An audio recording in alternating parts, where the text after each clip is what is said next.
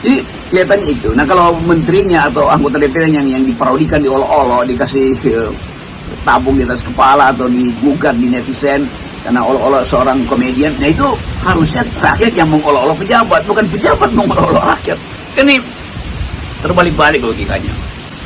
Nah sekarang ini antara Golkar dan Gerindra terlibat polemik ya soal sebenarnya kebijakan siapa. Pak Dasko menyatakan bahwa itu bukan kebijakan presiden, sementara Golkar menyatakan nggak mungkin Bahlil berani ngambil keputusan itu sendiri tanpa konsultasi dengan presiden. Bagi rakyat sebenarnya itu persoalan internal di kabinet, tapi yang paling penting bagi rakyat adalah hari ini itu adalah bagaimana gas melon itu bisa terjangkau oleh rakyat seperti sebelum ada regulasi yang baru ini. Jadi kan ini sebenarnya persoalan kebijakan dari pemerintah yang tidak direncanakan dengan baik, dan kemudian dampaknya masyarakat yang terkena terkena banyak persoalannya atau terkena dampak dari putusan yang tanpa mitigasi itu, sementara mereka pemerintah itu kemudian malah saling menyalahkan.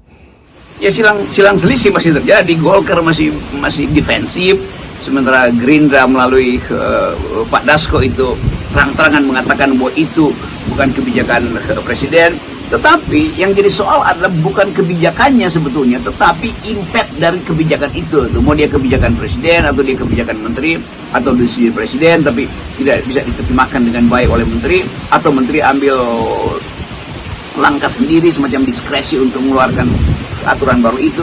Yang menjadi masalah adalah kita akhirnya tahu bahwa rakyat tidak punya daya beli terhadap hal yang paling primer, yaitu energi kan.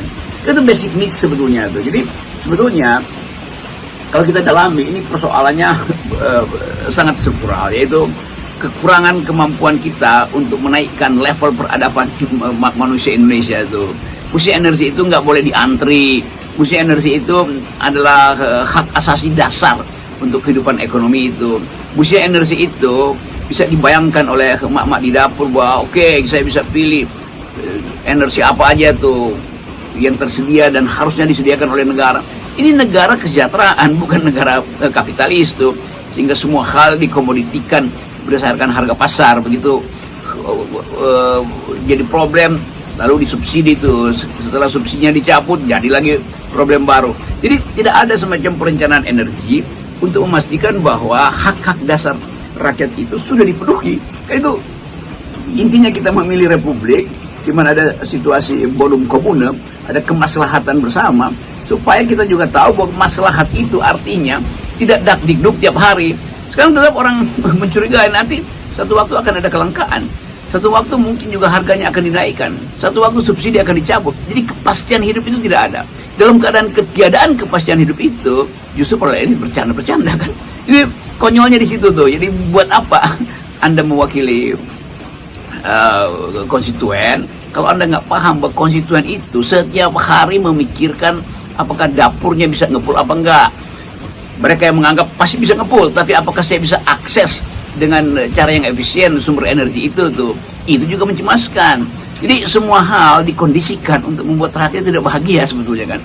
Energi bisa tersedia, tetapi akses terhadap energi itu yang diperlukan. Atau memang tidak ada sumber energi baru tuh, sumber energi alternatif, sehingga akibat